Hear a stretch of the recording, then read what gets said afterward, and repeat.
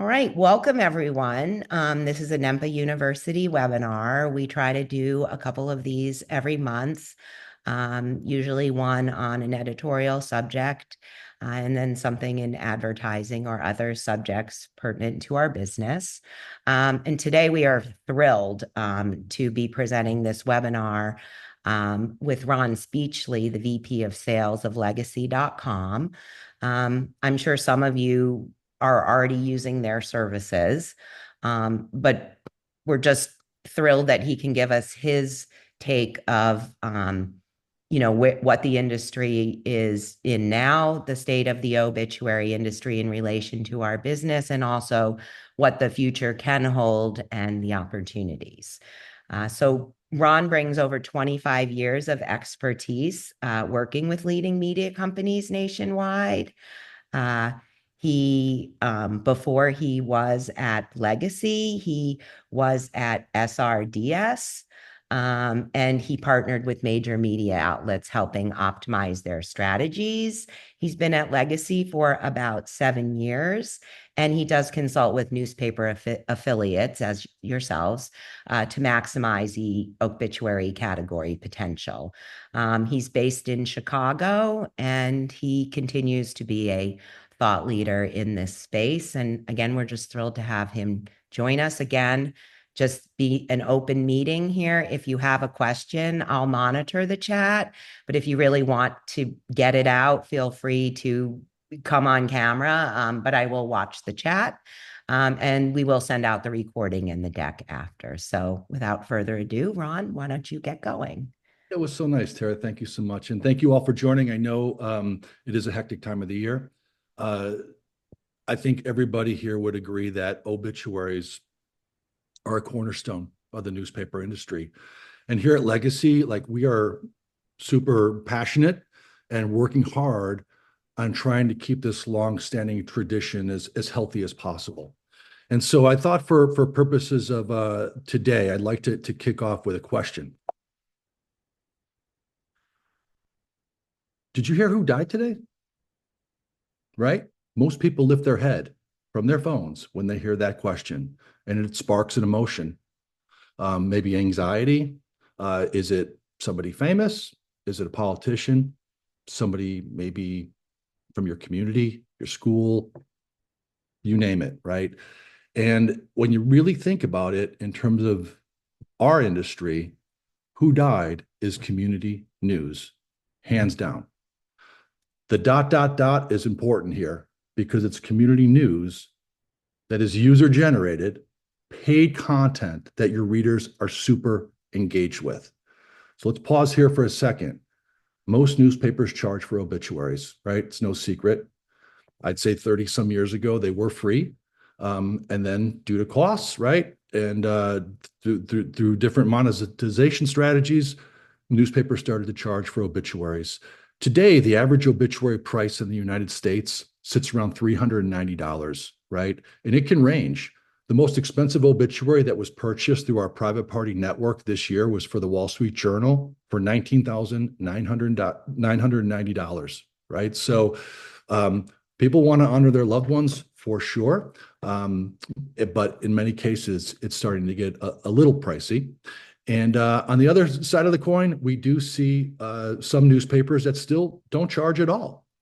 And when it comes to engagement, here's the stats, right? So if we look at the navigation bar on a newspaper website, obits typically are the number one clicked on button. This is an analysis that was done by one of our largest newspaper partners, several newspapers. And as you could see, it's 2.5 times more in navigation than any other category, followed by, news secondly. So I think the message here is to think about, what does that category mean in terms of your business? And is it visible, right? If you do have obituaries on your website and you do see traffic going there, do you have a button that's easily visible somewhere in that nav bar? Most publishers do, but I've seen many situations where it gets kind of buried, for lack of a better term, under news or under community. Some of the larger news sites across the country, it's hard to find the button anywhere. So this is just good intel, knowing that from what we see from a traffic perspective, it's highly sought after content. So here we are. This is a 2 century old tradition, guys. Like, look up the definition of obituary. A notice of death, especially in a newspaper, not in a TV station, not on radio, in a newspaper, right? So you guys have owned this category for 200 plus years. Um, so here we are, right? We're faced with this. Why do we place an obituary? And traditionally, it's always been about like, hey, I want to observe my loved one's life, and I typically will do that in a local newspaper. And so there you go. Here's your acronym of OBIT: observe, bereave. It's 5 stages of grief as you lose somebody, and as you craft that obituary for your loved one, it just helps you through that bereavement process. I inform. It's what you guys do, right? It's about informing your local community of the death. And if there's open services, right, the funeral home's objective is to get as many people to come to their funeral home and see what it looks like, right? So informing the community through the local news is really key. And then T for track. Genealogy is like a $2 billion industry these days. Trust me, we work with Ancestry.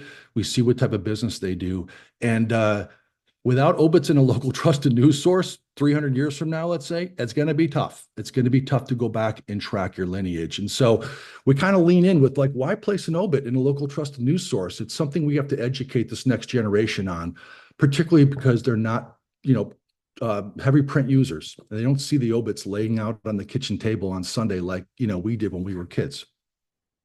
So here we are, right? We're entering this era that we refer to as the millennials burying the baby boomers. And it comes with opportunities and pitfalls, guys. So as you think about like what's going on with the death rate, it's going up. More and more people are dying. Why? Because the baby boomer segment is the largest segment in the United States.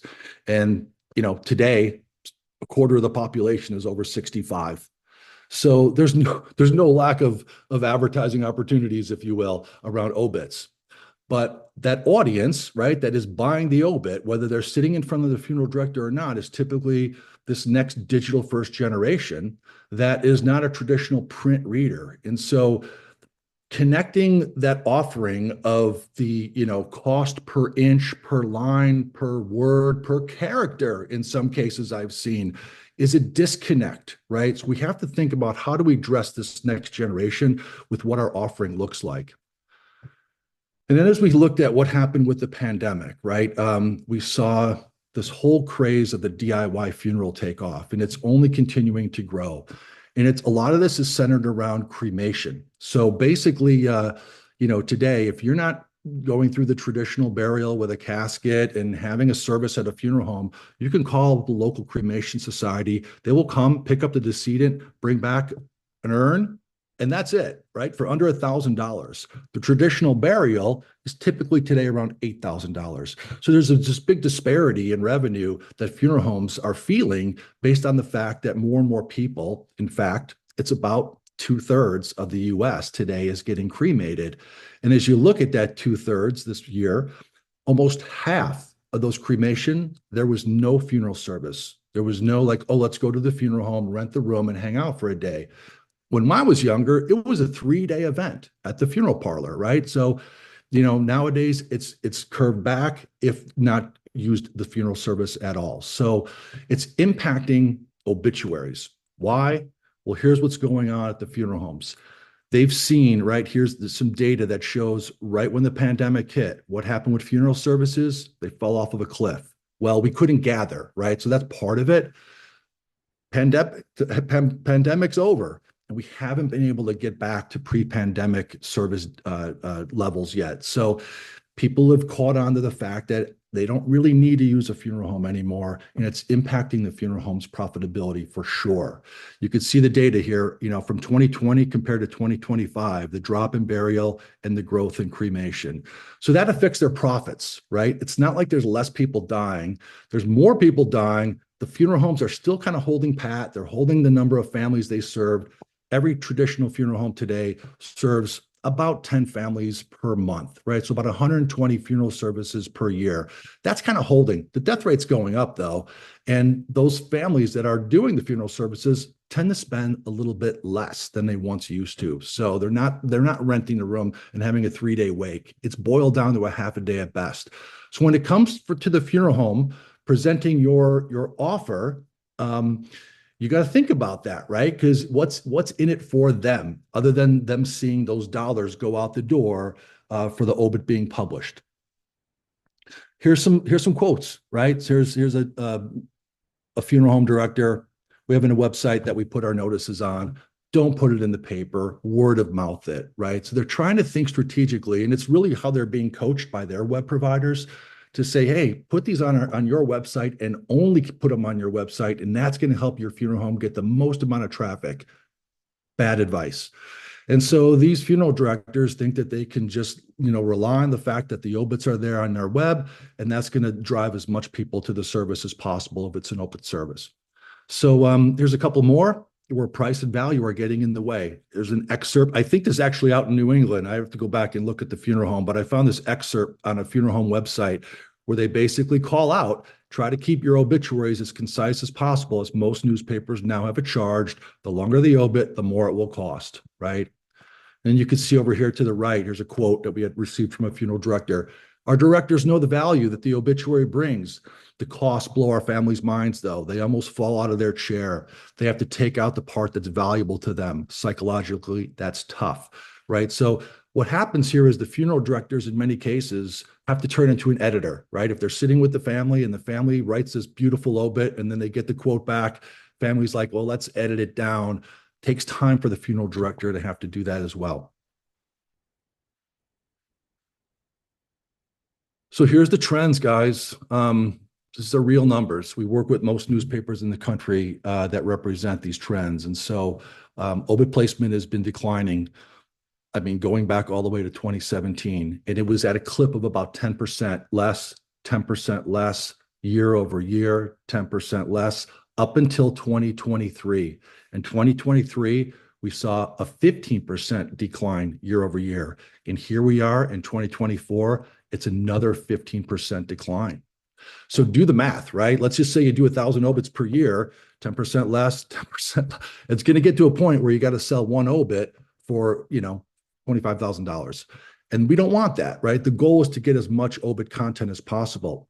Today, market share, we measure around 30%, right? So for every 10 deaths, maybe 3 people buy an obituary in the local newspaper.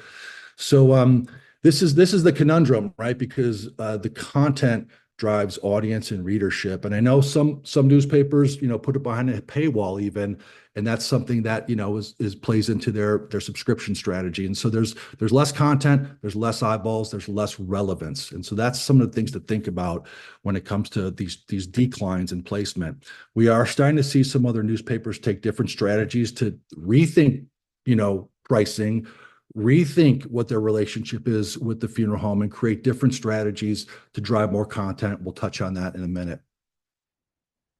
So I throw it out to you guys, like, what does it mean to your business, right? Is it revenue, right? I mean, I'm sure every publisher I talk to knows how their revenue is doing, but they typically don't have a good sense for their volume.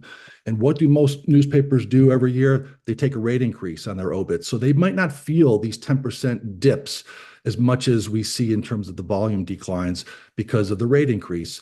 But at some point, right, we're running out of runway here. No doubt, readership and web traffic, right? People subscribe because they want to read the obits in the print newspaper. It's a keepsake, right? It's something to put into the hope chest.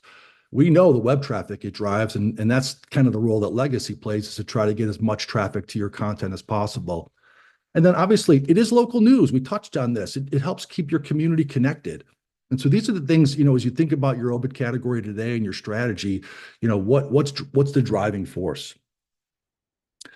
As you look at the digital traffic trends that we measure across our network, it's kind of split 50-50, frankly speaking. So there's 2 types of eyeballs when it comes to obits that we think about: the browser versus the mourner, right? A mourner, somebody heard that their great uncle John passed away. He lives somewhere out in New England. I'm not sure, near Boston. What do? I go to Google, John Smith obituary, and I cast that wide net and I find the obit. Then you have your mourners, right? Or I'm sorry, your browsers. And your browsers are typically your 60 plus year old readers, right? They're there every day. They bookmark the page. They come to the online section on a regular basis.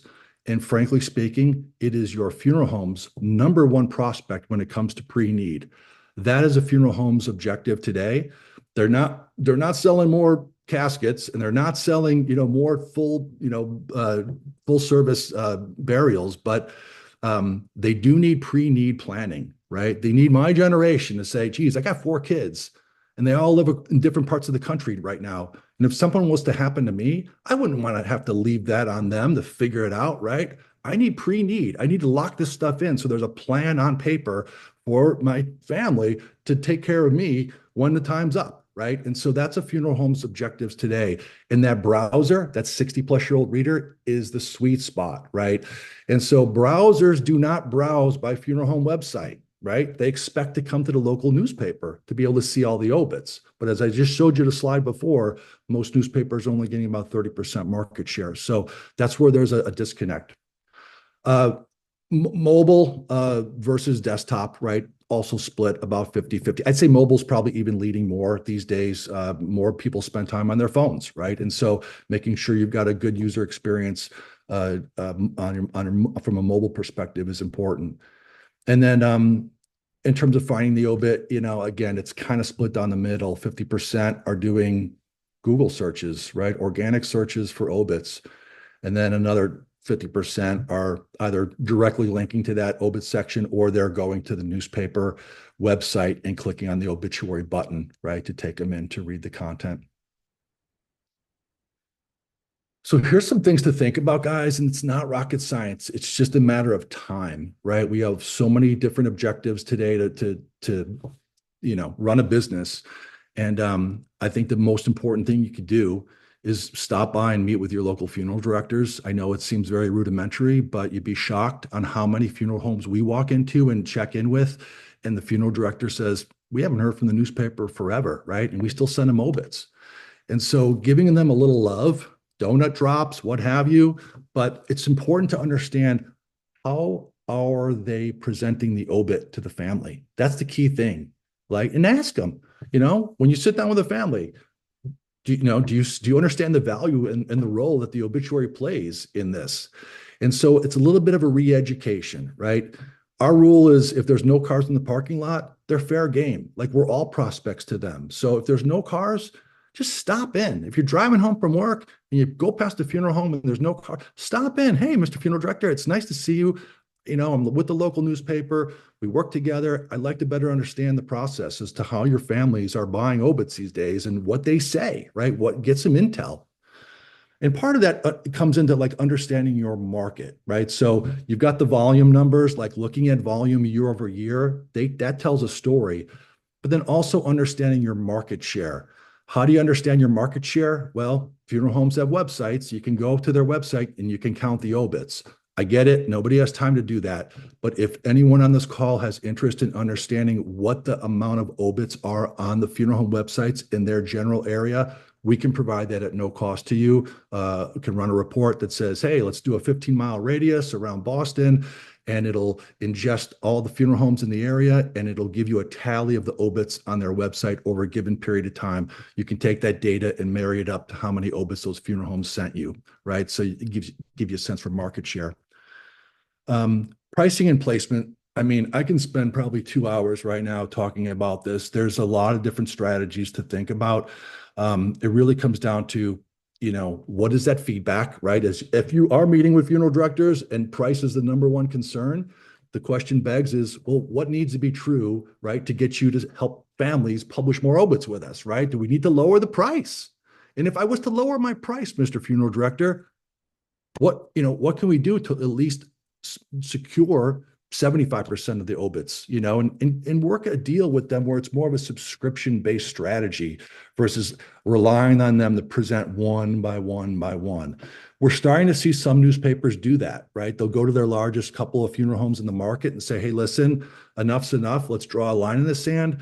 Would you agree to spending X amount per month? and that'll give you the ability to send in as many obits as you want. One size fits all, unlimited, right? So the digital only players in this world, and in fact, we're starting to see more and more, like I referenced, obits and newspapers are synonymous, but it's not to say that broadcast and digital pure plays don't see value in this content, and they're starting to get into it. We're starting to see TV stations run obits on their website. And so they're not running up against a revenue number, right? So they just want the traffic. So they just do it for free. So you got to start thinking about, the value of your brand and what that brings, to that funeral director and the family. So could you be charging too much? Possibly. In some cases, maybe you're not charging enough. I have run across some newspapers where it's a little undervalued. Like most people expect to pay about $150, right? That's kind of the national average. And then the other is how easy is it to place the obituary, right? So not to pitch legacy, we have various tools, right? There, just in general, there's other companies too that have self-serve tools. Self-serve is really important today, guys.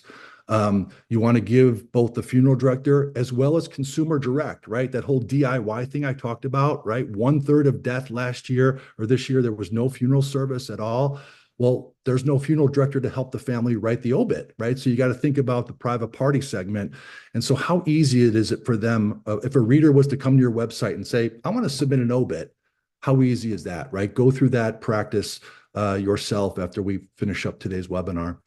And then lastly, private party, right? It's an interesting category. We are really bullish on it here at Legacy based on these shifts with end of life traditions. We have a private party network at Legacy that most every newspaper is in already, and it's free to be in it. We make money just like a Ticketmaster type of concept where when the person buys the obit, we charge a service fee. But regardless, we've got a really interesting tool that has AI built into it to help someone write an obituary very easily. It tends to be a little bit longer because AI is throwing in a bunch of extra words. But needless to say, it's technology that's just trying to make it easy for someone who, funeral directors write obits all the time. Families don't, once or twice in your lifetime. And so we have to think about this segment because it's growing. On the Legacy pages, there's a submit an obituary button, and we track that click very closely. And just this year compared to last year, the clicks into submit an obit are up 30%. Right. So it's a growing audience and there's growing interest from private party. So I referenced this network, right? You can go to legacy.com and find the network. And I know we're right at time here, right? 11:26. So we'll wrap right now. I just wanted to just show this concept of basically our network and the fact that newspapers are starting to test, right? And this is a place for you to test digital only, right? And it's something that we're pushing here at Legacy for newspapers to at least try. Think about a digital only offering. We could help support you with various upsells to create a richer offering. So it's not just, oh, here, buy our website. We can build in memorial videos and things like that. But think about whether it's with us or not, think about testing digital only.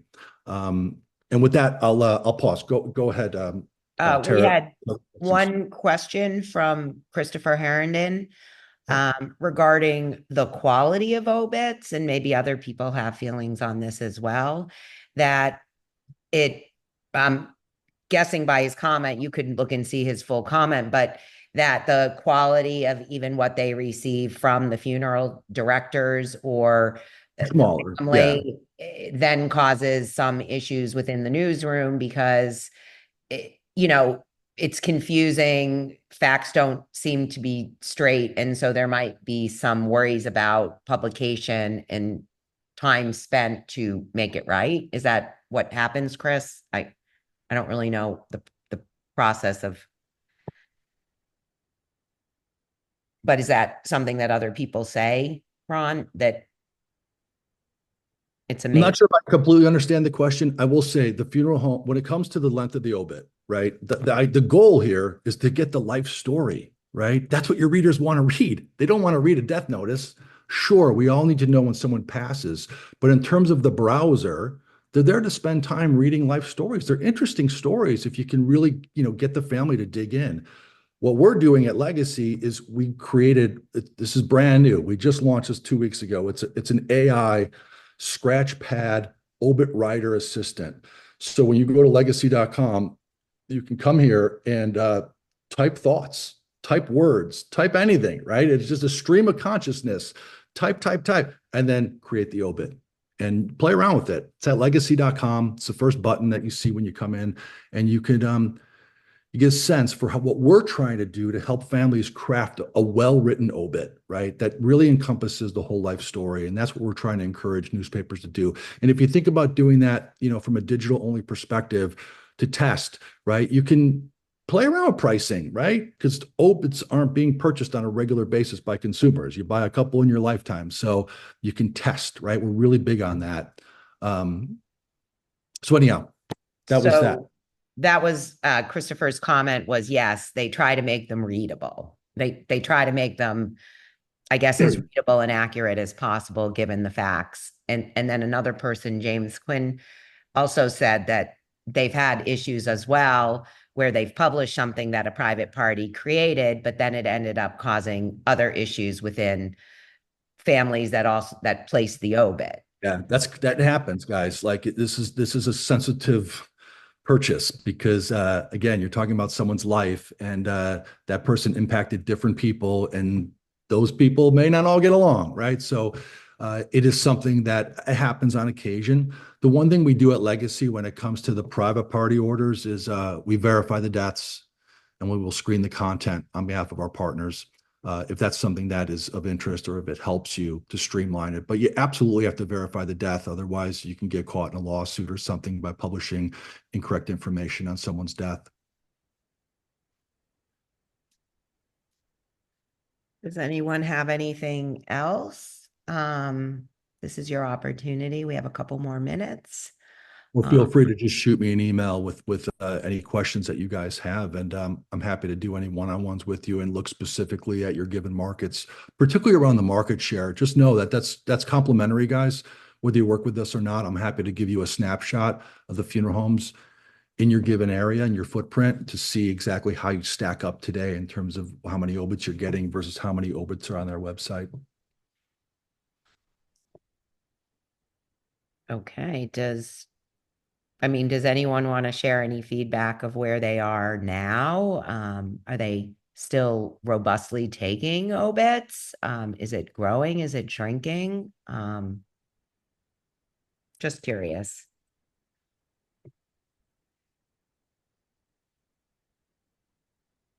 Nobody wants to say. I know. Well, it's I okay. get it. Listen, It's the a numbers are sensitive real, guys. subject. Yeah, it's important. Like, I don't know how else to say this, but it's a cornerstone of the newspaper industry, and it's important. It's not a set it and forget it category anymore. Is the best way I think to end this conversation. You gotta take a look at what's going on in your market, and think about new ways to capture this content on behalf of both the family, so they can leverage the newspaper, as well as for the community, so they can understand who's passed away in the area. That's it. Okay. Well, again, we will be sending this out. Please share it with the recording and the deck with anyone else in your staff that wasn't able to join today that might be responsible for this category, or anyone, that would be pertinent.